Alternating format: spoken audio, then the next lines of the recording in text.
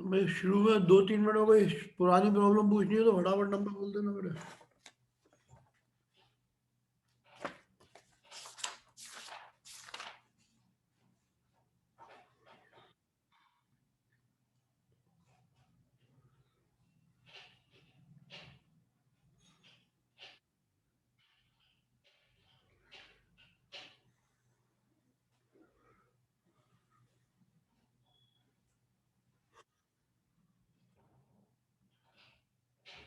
Introduction का question number 23।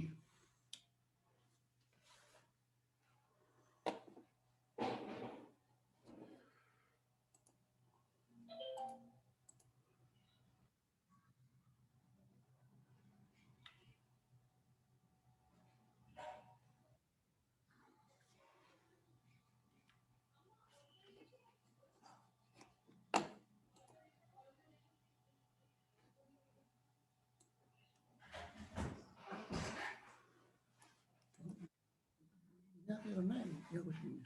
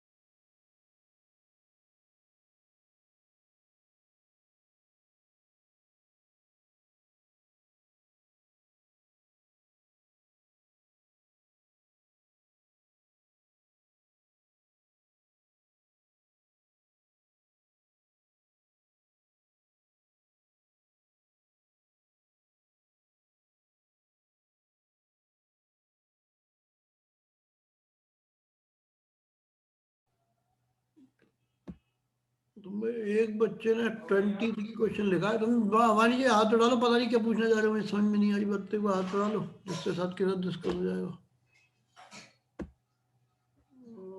23rd।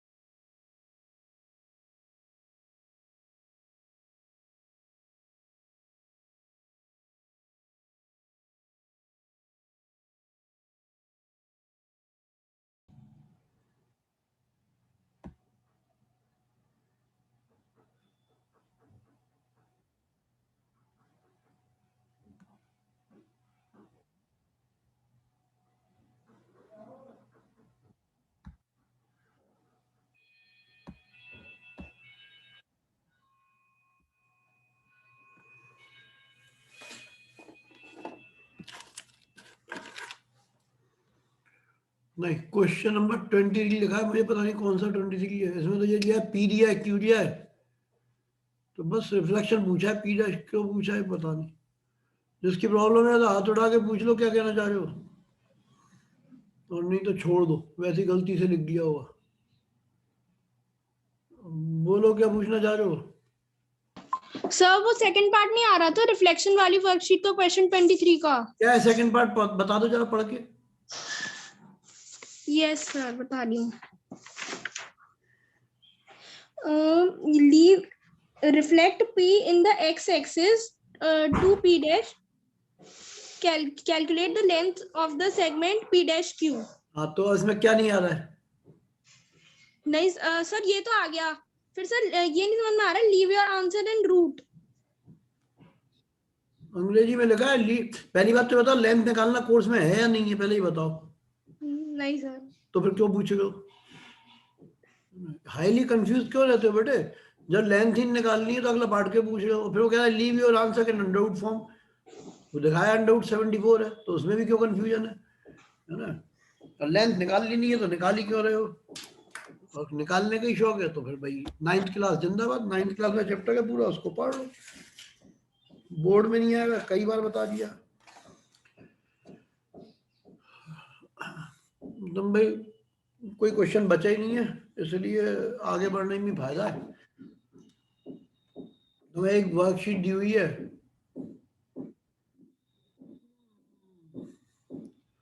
और ratio proportion के 2 क्वेश्चन आएंगे। एक क्वेश्चन तो होता है इसमें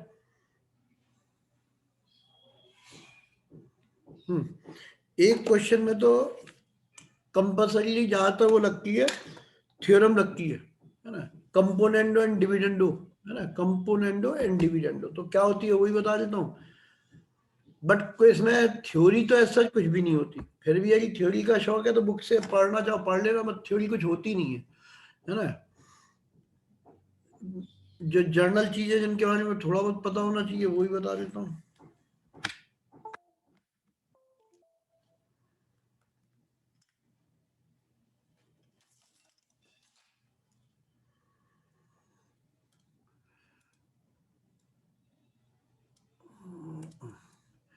पहली इंपॉर्टेंट चीज तो ये ध्यान रखना, जैसे ए बी सी दिया है कंटिन्यूड प्रोपोर्शन में, तो ए अपॉन बी पहले को दूसरे से डिवाइड किया is equals to B upon C होता है।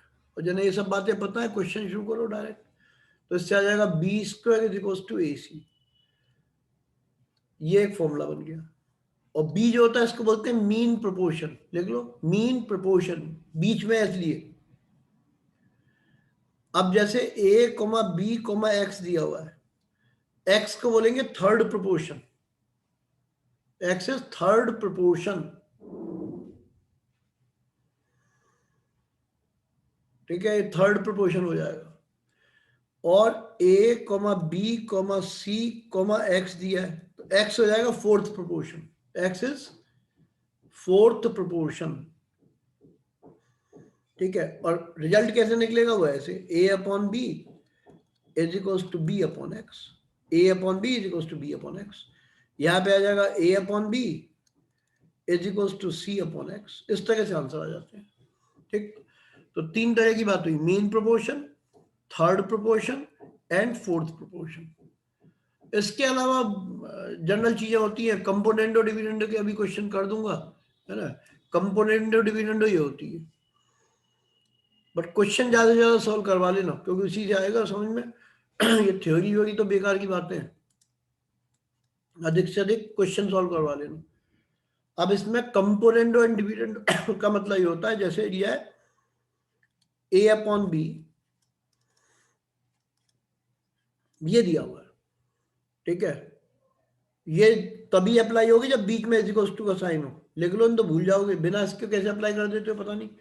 तो componendo and dividendo is applicable only when there is one is equals to sign, नहीं तो नहीं हो सकती, ठीक। और ये होता है A plus B upon A minus B is equals to C plus D upon C minus D. ये कंपोनेंडो एंड डिविडेंडो होती है, इसको बोलते हैं अप्लाइंग कंपोनेंडो एंड डिविडेंडो, मतलब numerator plus denominator upon numerator minus denominator, है ना, दोनों तरफ ही करना होता है, n1 प्लस d1 और नीचे आता है n1 माइनस d1। लेकिन एप्लीकेबल तभी होती है जब बीच में एक इक्वल टू का साइन हो, अदरवाइज एप्लीकेबल नहीं होगी, ठीक है ना। ये तो एक जनरल बात है। दूसरा क्वेश्चन नंबर 1 से शुरू करने, धीरे धीरे करते रहो, पीछे पीछे मैं भी सॉल्व करता जाऊंगा, है ना। और 2015 से तो इसमें है ही, बाकी अभी और भी है, नई ईयर के भी बता दूंगा, है ना।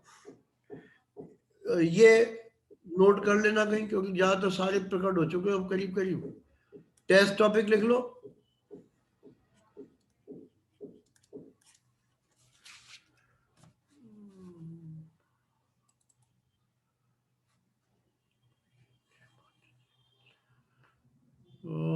टेस्ट टॉपिक और डेट।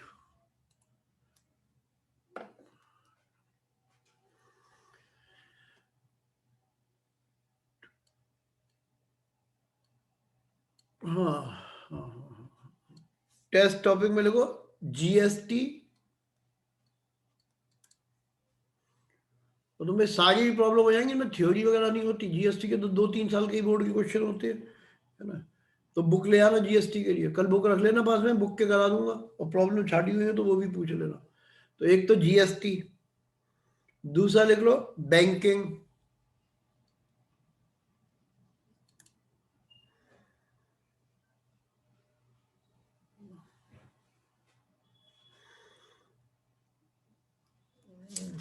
तो भाई किसी को बताओ बोर्ड में कुल अब कितने चैप्टर रह गए, कौन साइज वाले, तो नंबर लिख देना।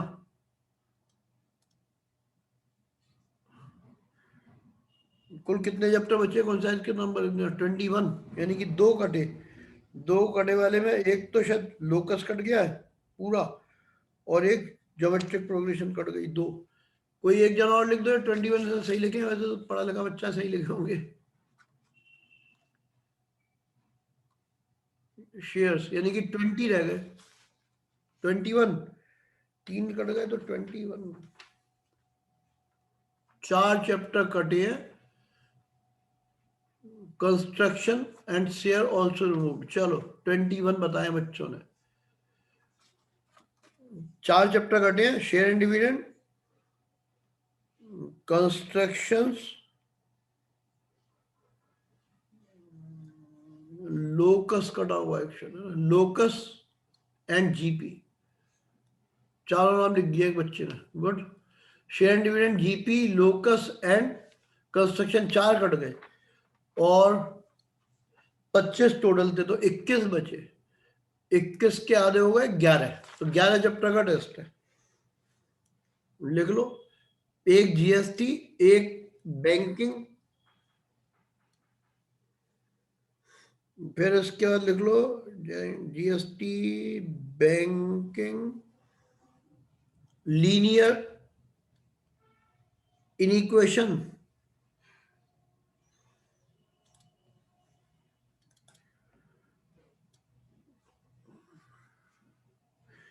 Ratio and proportion,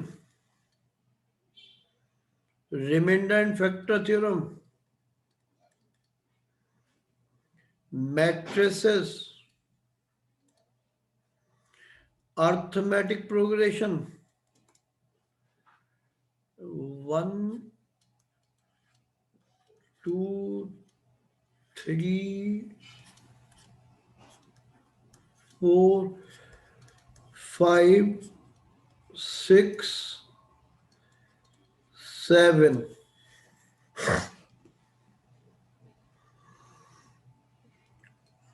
section and midpoint formula,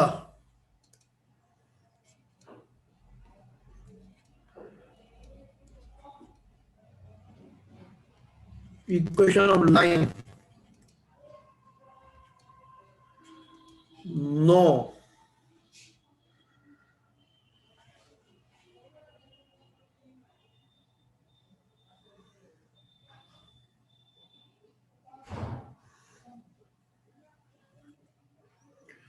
quadratic equation 10,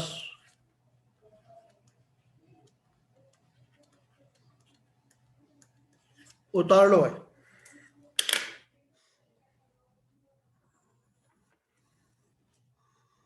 ये होगा टोटल 11 चैप्टर है, ठीक। और टेस्ट की डेट लिख लो, ये थोड़ी अलग है, तो जिनको दिक्कत होगी वो बताएंगे अपने आप ही, है ना। टेस्ट की डेट सैटरडे को रखना पड़ रहा है टेस्ट, जिनको प्रॉब्लम होगी वो अलग से मैसेज भेजना, तो उसको अलग से कोई निपटारा होगा। टाइमिंग तो यही रखा है 11 टू, जिनके एग्जाम वगैरह है या कोई और प्रॉब्लम है तो बता दोगे, तो उस हिसाब से बाद में अरेंज होगा या कभी भी हो जाएगा।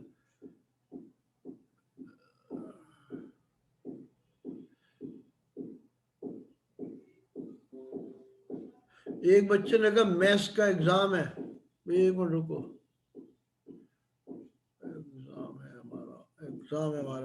एग्जाम, चलो छोड़ो, मैथ्स के एग्जाम है, अच्छी बात है। सैटरडे का टेस्ट तो सैटरडे को रख के टाइम बदल देते हैं।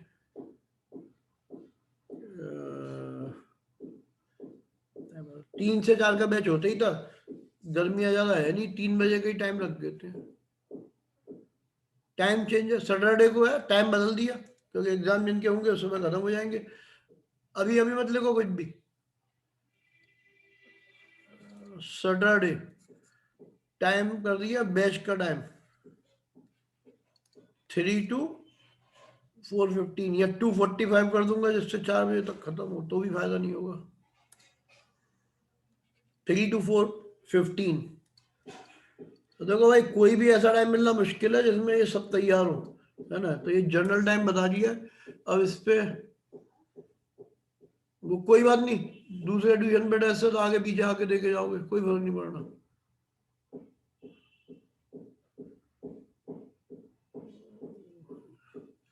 मेरे ख्याल में अब जिनको दिक्कत है वो मैसेज डालना, जिनका ट्यूशन होगा ऑब्वियसली ट्यूशन खत्म होते ही मैसेज डाल देना, ट्यूशन जो खत्म हो जाए तो देने आ जाना, क्या दिक्कत है।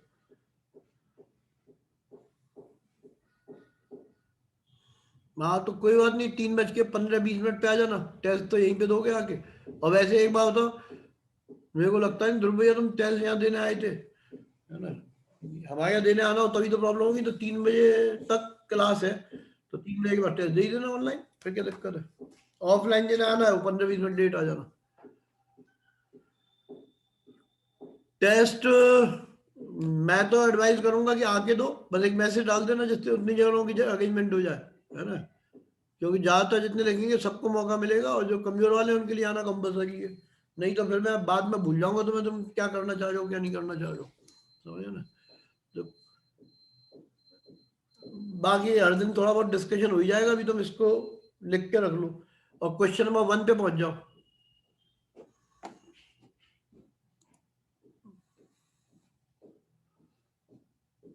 मैं 1 अभी सॉल्व करूंगा, तुम शुरू कर दो, तो इसकी फोटो खींच के रख लो, है ना। सैटरडे को टेस्ट है और टाइम 3 to 4:15 है। जितनों को भी दिक्कत होगी वो सब मैसेज डाल के अपना कोई अलग टाइम ले लेंगे, दूसरे टाइम भी अवेलेबल है।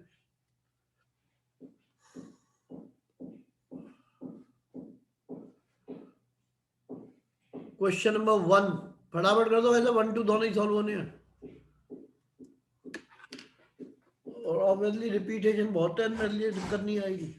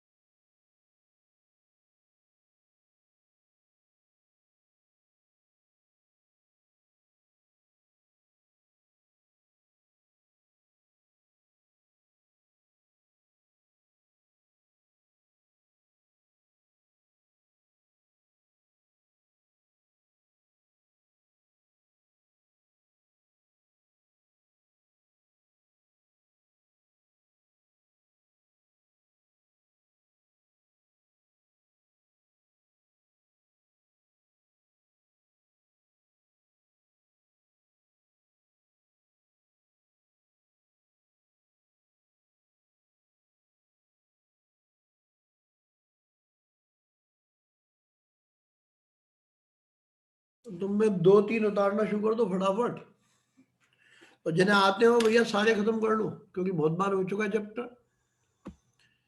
क्वेश्चन नंबर है 1, हर टाइप का एक एक कर दूंगा, ठीक है? फिर जो और कराने हो बता देना। ABC are in continued proportion, तो मतलब हो गया ABC, ये ऐसे लिख लेंगे कंटिन्यूड प्रोपोर्शन। देयरफॉर अभी अभी प्रूव करके बता दिया था, B² is equals to AC, जो बीच वाला होता है वो इन दोनों के प्रोडक्ट के बराबर होता है। अब लेफ्ट हैंड साइड शुरू कर देते हैं। ये दिया है A plus C plus B, मैंने आगे पीछे करके लिख दिया है। फिर A plus C minus B, दो तरीके हैं, या तो तुम इन सबको मल्टीप्लाई करके 6 टर्म इकट्ठे कर लो तब भी हो जाएगा, नहीं तो ऐसे लिख दिया।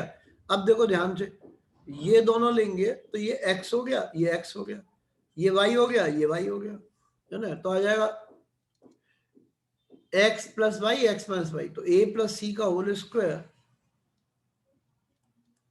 माइनस बी का स्क्वायर, इसको ओपन कर दो तो आएगा A² plus C² plus 2AC, फिर माइनस B², फिर ऊपर से देख के लिख दोगे, कंटिन्यूड प्रोपोर्शन की बात थी, उससे देख के लिख दो, तो ये आ जाएगा A² plus C² plus 2AC कितना होता है B², है ना? तो B² माइनस B², ये प्रूव हो गया। A² plus C² plus B², यही आंसर है। ये क्वेश्चन नंबर 1 हो गया। क्वेश्चन नंबर 2 मोस्ट इंपॉर्टेंट, इसमें भैया 9th क्लास के फॉर्मूले तुम्हें याद करने पड़ेंगे अलजेब्रा वाले, है ना? तो अपनी बुक से ढूंढ लेना। मैं तो अभी एक फॉर्मूला इस पेज पर यूज किया, लिखना चाहो लिख लो, x plus y into x minus y is equal to x² minus y², ये एक फॉर्मूला यूज किया अभी हमने इसमें। इसके बाद क्वेश्चन नंबर 2,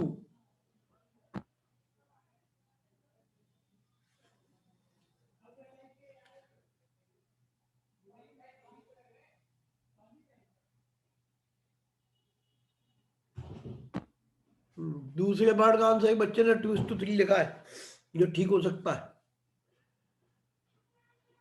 क्वेश्चन नंबर 2, इसको मोस्ट इंपॉर्टेंट मार्क कर लो। अब इस टाइप के बार बार नहीं हो पाएंगे, इसलिए एक ही ढंग से समझ लेना, और ये आएगा ही आएगा, बिना इसके कभी कोई पेपर नहीं बनता, हर बार यही आता है, एक घिसा बेटा क्वेश्चन है वही दे देते हैं। पहले लिखेंगे x³ plus 12x upon 6x² plus 8 is equals to y³ plus 27y upon 9y² plus 27।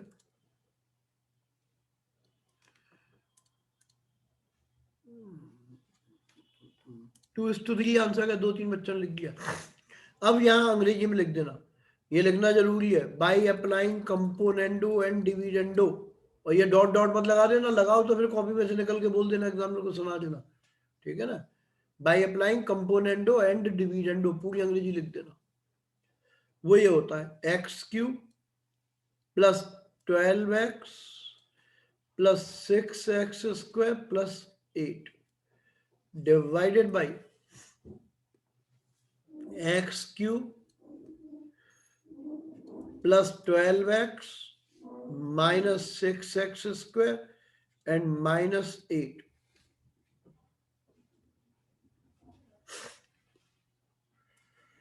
is equals to y³ plus 27y plus 9y² plus 27 divided by, यहाँ आएगा y³ plus 27y minus 9y² minus 27, ठीक। अब formula लगाओगे तो ये ऊपर वाला जो है x प्लस 2 का होल क्यूब है, और फॉर्मूले तो मैं याद करने पड़ेंगे, घर पे कर लेना, मैं बोल दे रहा हूँ, लिखना हो किसी को तो लिख लेना। a प्लस बी के होल क्यूब का फॉर्मूला होता है a³ plus b³ plus 3ab bracket में a प्लस बी, चाहे तो बुक से देख लेना, ठीक है? a³ plus b³ plus 3ab bracket में a plus b, divided by ये x माइनस 2 का होल क्यूब हो जाएगा। ठीक है, मतलब जहां जहां b आएगा वहां -2 रख देना तो ये वाले पूरी चीज आ जाएगी। इज इक्वल्स टू, अब ये y प्लस 3, अब ये प्लस 3 क्यों, क्योंकि 27 होता है 3 का क्यूब, y माइनस 3।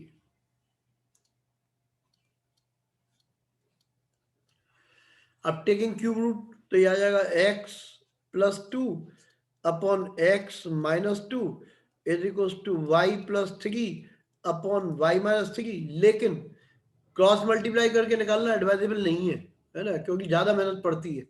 तो ज्यादातर बच्चे क्रॉस मल्टीप्लाई करके निकालते हैं, वो ज्यादा मेहनत का काम है, इसलिए एडवाइजेबल है एक और बार सी एन डी लगा दो।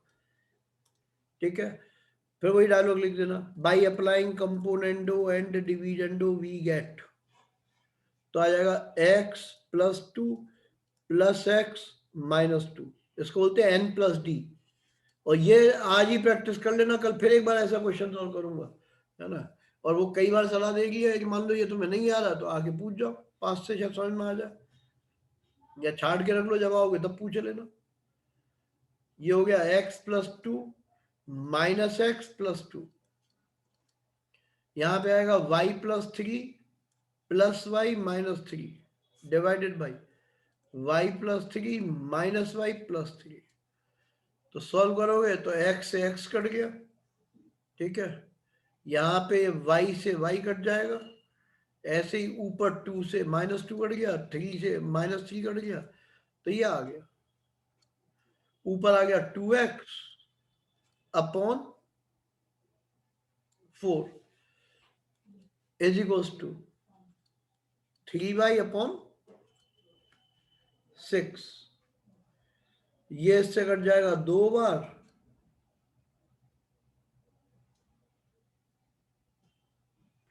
अभी अभी अभी चेक करता हूँ, 1 मिनट रुको।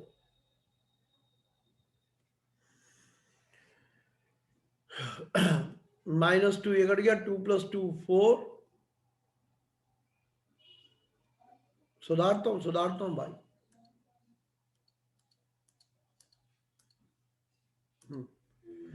y plus y 2y upon 6, y से 2 से ये काट देना 2, और इसको काटोगे तो ये 2, और इससे काटोगे 3, तो आ जाएगा x upon y is equals to 2 upon 3, ये आंसर। अब साथ के साथ ही एक क्वेश्चन नंबर 8 कर दो, बिल्कुल ऐसा ही,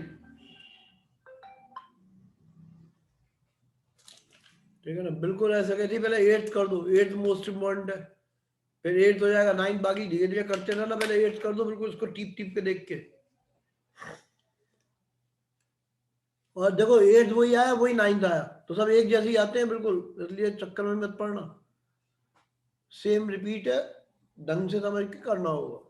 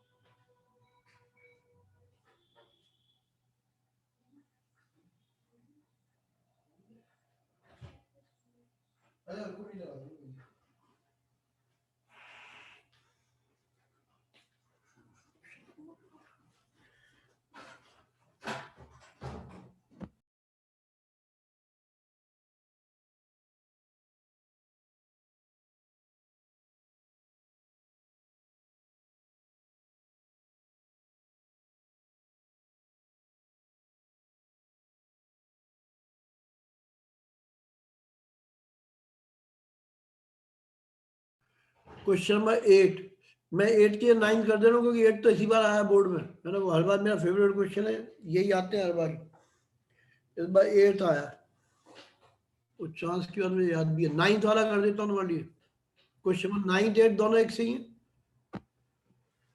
और इसमें ही जितने आर्गुमेंट करने ना हाथ उठा के बेटे पूछे लेना, क्योंकि आना तो है ही एग्जाम में इसको, इसलिए ढंग से पूछ लेना जो भी तुम्हें पूछना हो। और आंसर एक बच्चे ने लिखा है 8 तो और 9 दोनों सेम है, एक जैसे ही हैं दोनों। क्वेश्चन नंबर 9, और जैसे मैं 9 कर दूं ना, टीप टीप के, जिसने 8 लिखा था टीप टीप के कर लेना, बिल्कुल ऐसे ही देख देख के टीप लेना, ऐसे ही देख देख के टीप लेना जैसे मैं 9th कर रहा हूँ, मुझे कोई दिक्कत नहीं है, लेकिन 9th को या छोड़ो 8th ही कर दे रहा हूँ, तो ये रोते रहेंगे, वो 9th 8 दोनों एक जैसे हैं, 8th करता हूँ। Question number 8,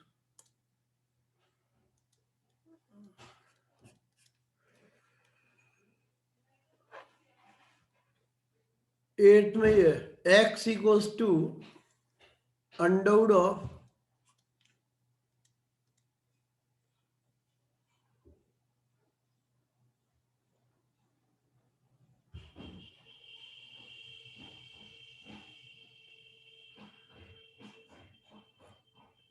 a is equals to x square, पता नहीं क्या लिखा है, सक्षम निकल हाथ उड़ा के बता दो क्या कहना चाह रहे हो। In 8th a is equals to x square,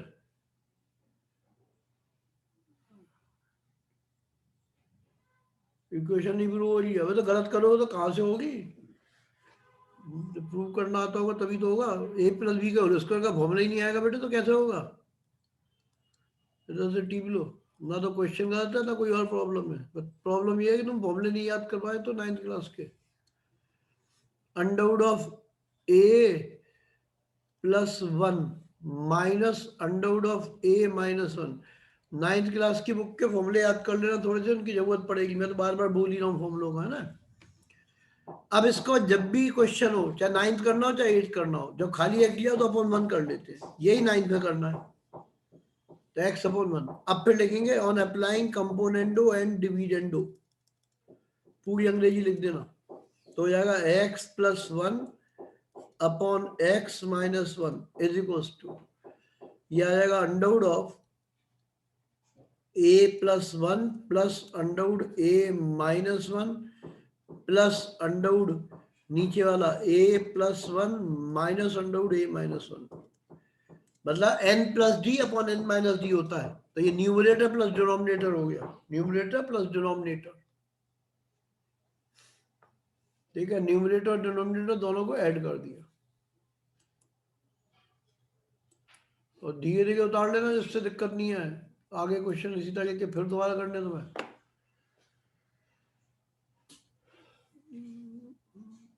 अब इसके बाद अपॉन नीचे वाले में भी n माइनस डी, ये हो गया n plus d, n minus d. तो ये आएगा अंडरवुड ऑफ दिस प्लस नीचे minus under root of a plus 1 और माइनस इंटू माइनस हो जाएगा प्लस, ठीक। ये याददाश्त के लिए लिख देता हूं, n प्लस डी होता है और नीचे होता है n माइनस डी, दोनों तरफ लगाना होता है n माइनस डी। अब देख लो, ये इससे कैंसिल हो गया और ये a प्लस 1 इससे कैंसिल हो गया।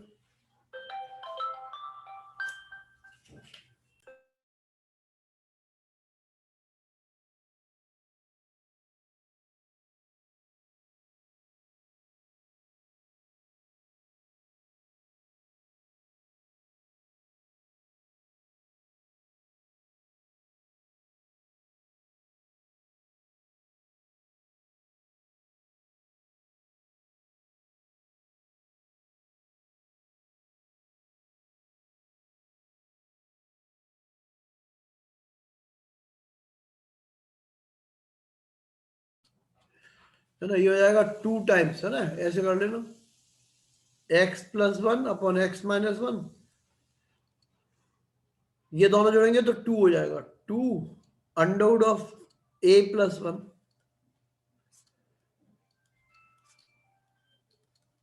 2 से 2 कट जाएगा।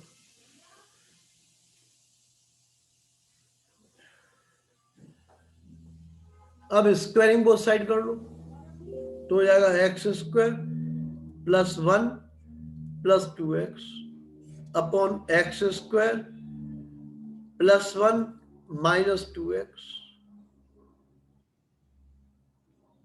Is equals to a plus 1 a minus 1।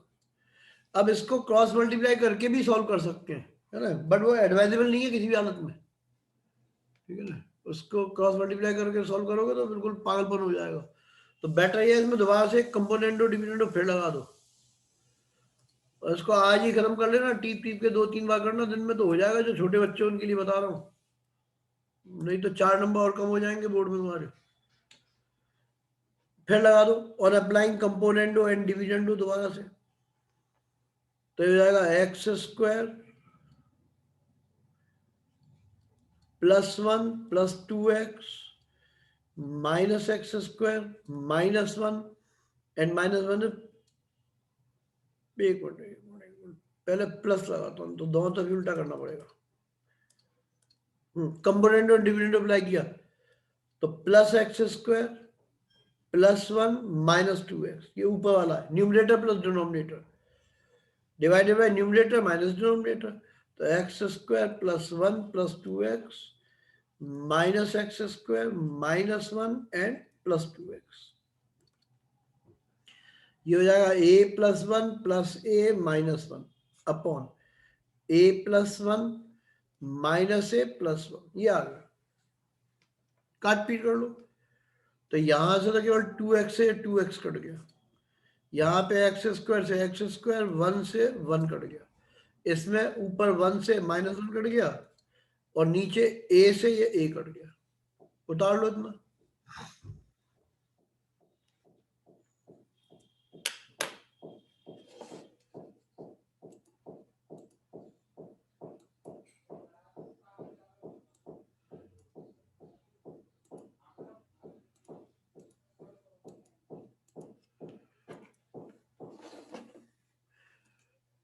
Then next step में आएगा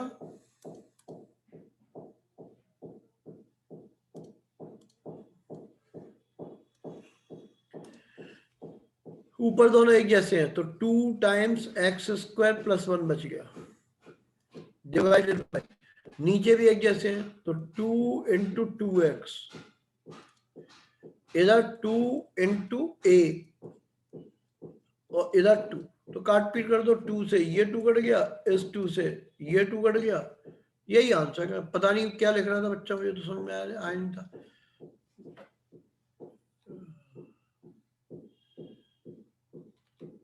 क्रॉस मल्टीप्लाई करेंगे तो ये आ गया x², फिर माइनस का 2ax एंड प्लस का 1 = 0, ये आंसर हो गया। ये किसी भी तरह रटो, कुछ भी करो, जो तुम्हारी मर्जी है वो करो, और यदि आता है तो अब क्वेश्चन नंबर 9 करके देख लो, बिल्कुल सेम टू सेम। मतलब तुम ऐसे मान के चलो, थोड़ी बुद्धि लगाओगे तो एक ही से क्वेश्चन होते हैं। जैसे क्वेश्चन नंबर 9 है क्या, 9th में a की जगह तो रख दो 3x और 1 को प्लेस कर दो 4, तो अपने आप हो जाएगा। मतलब एक ही जगह 3x रख दो तो अपने आप क्वेश्चन यही का ही आ जाएगा। तो ईमानदारी पूर्वक क्वेश्चन नंबर 9 कर दो पूरा, बिल्कुल इसी मेथड से, तो समझ में आ गया। 4 नंबर आए नहीं है अभी तक हो जाएंगे। यदि अपने आप से सही हो गया तो 4 नंबर आ गए, खुश हो जाओ, नहीं तो कोई बात नहीं। बाकी लोग बचे हुए कर लो फटाफट।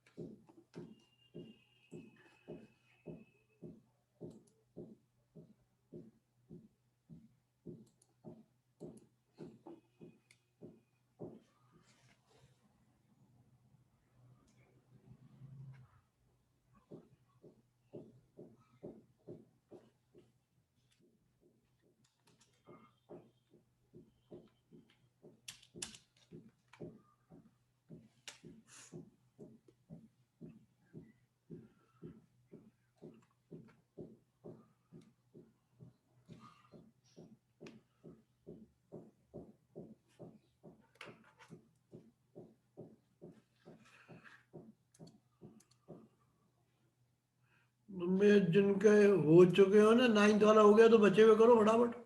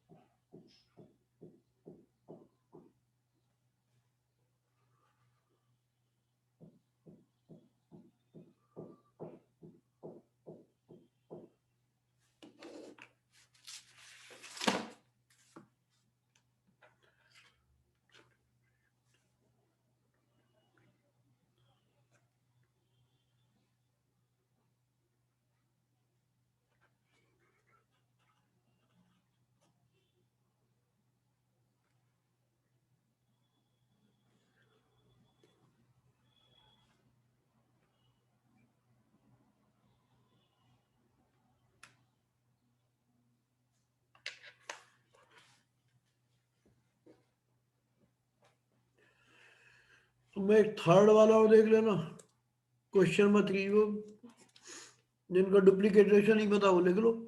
जैसे ए अपॉन बी है, इसका डुप्लीकेट रेशियो निकालना है तो होगा ए स्क्वायर अपॉन बी स्क्वायर, लिख लो ना तो भूल जाओगे। ए बी का डुप्लीकेट रेशियो ये होता है, और ए बी का ट्रिप्लीकेट रेशियो निकालना है, ट्रिप्लीकेट रेशियो तो हो जाएगा ए क्यूब अपॉन बी क्यूब, तो बस खत्म हो गया क्वेश्चन। उसने क्या कहा पढ़ लो, कोई चीज दी है, is the duplicate ratio of 4:9, तो पहले 4:9 का डुप्लीकेट रेशियो निकाल लो, क्या हो गया, वो हो जाएगा 16/81, ये डुप्लीकेट रेशियो हो गया इसका। और ये किसके बराबर है, क्वेश्चन में दिया है, तो x - 9 upon 3x + 6 is equals to 16/81। अब नहीं आए तो किसी छठी क्लास के बच्चे को दे दो, अपने पास वाले को, ठीक है ना। फिर से सुन लो, डुप्लीकेट रेशियो का मतलब क्या है पहले वो समझ लो। ए अपॉन बी का duplicate ratio A square upon B square, triplicate ratio होता तो A cube upon B cube. अब 4/9 का डुप्लीकेट रेशियो निकालना है तो कितना हो गया, 16/81 हो गया। अब ये दिया हुआ है x - 9 और 3x + 6 is the duplicate ratio, duplicate ratio है किसका, 4/9 का, तो इसका डुप्लीकेट रेशियो ये होता है, दोनों बराबर हो गए। सॉल्व कर दोगे आंसर आ जाएगा।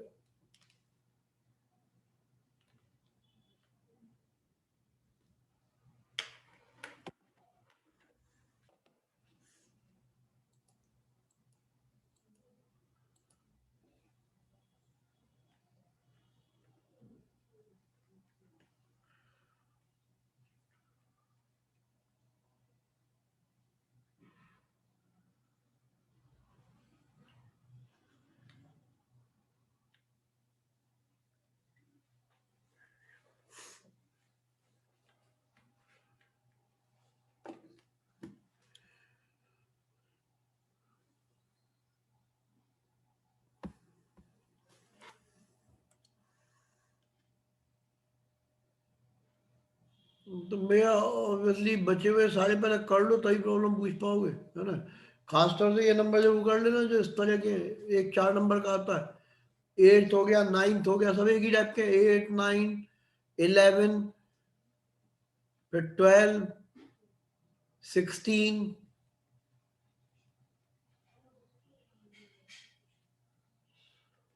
ये सारे एक ही तरह के हैं, है ना। पहले तो आसान आते थे, अब ये टफ वाले आने शुरू हो गए थे, हर एक लेकिन एक जैसे ही होता है। तो नहीं आए तो कल इस वर्कशीट को खत्म करके पूछ लेना। फिर बुक रखना अपने पास में, कल जीएसटी का नंबर का है तो जीएसटी हो भी पाएगी तुम्हारी। तो कल सारी प्रॉब्लम पूछोगे इसकी जितनी भी है।